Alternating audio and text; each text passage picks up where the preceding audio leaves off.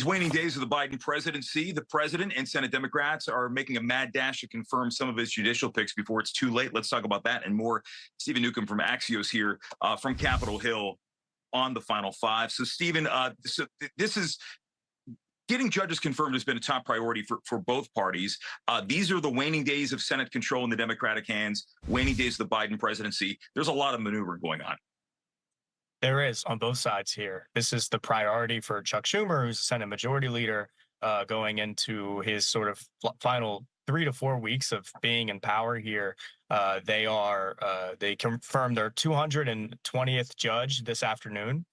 So they are 14 short of the record that McConnell and Trump set under the first administration. And then you also, on the flip side right now, have Republicans who are trying to drag this process out, trying to make it as painful as possible for Chuck Schumer using procedure. They can't stand in the way, but using procedural motions. I've heard some folks say that they expect to be here until around 3 a.m. in the morning today to get these votes done. So Republicans doing everything to make it as frustrating as possible for Schumer. And the president-elect has said so much as he would like to see no judges confirmed until the change in administration. Yeah, I mean, the problem is that they can't do that. They can't stand in the way of it. The way that it works right now is that even in a 50-50 Senate, if everybody voted along party lines, then Vice President Harris would be the tiebreaker. Now, I think Republicans are frustrated because Vice President Harris right now is in Hawaii and isn't available to come to Washington to vote for a tiebreaker.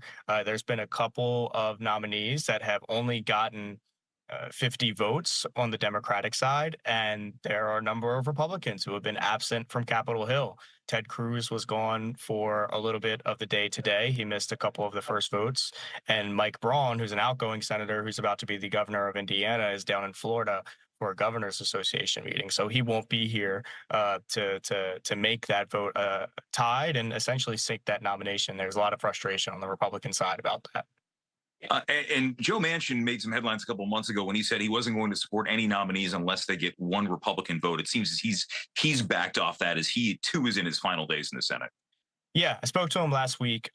He said that we're in different times right now. I think what he wants to see from Democratic leadership is at least an effort to get a Republican vote on some of these nominees. But he said that he'll review them on a case by case basis. So sort of backing off of that, and that's a big win for Schumer, right? Because if you get into a situation where you need a 51st vote, that could be the game changer. I want to talk about the other big story that was on Capitol Hill today. There was a debate over whether or not to release this House Ethics Committee votes, this House Ethics Committee report about Matt Gaetz.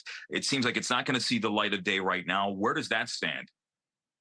Yeah, they voted today in a closed session. They voted to not release the report right now, which is not finalized. It's not a final report, but they did vote to finish the report. They said that they'll meet again in December. Now, I spoke to a number of Senate Democrats today.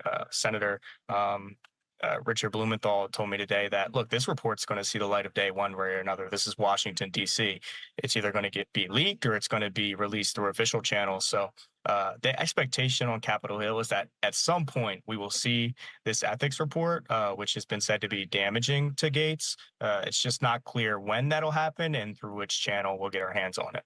And there were some reports that there was some sort of hack that obtained some possibly damaging material related to the testimony of these alleged victims out here. Does that factor into this decision at all from anybody you've talked with?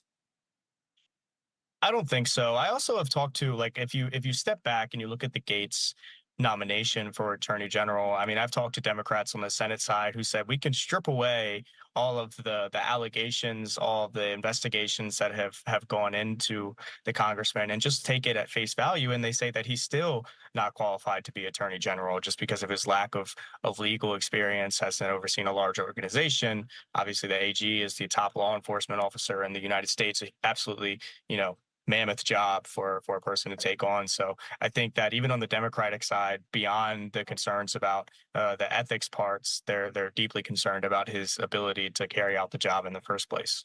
Yeah, there are a lot of names out there. I think Marco Rubio is already getting some bipartisan support, but I imagine from some of the lawmakers you've spoken with, I mean, there's the realization Democrats aren't going to be able to block every nomination, no matter how much they want to kick and scream about it.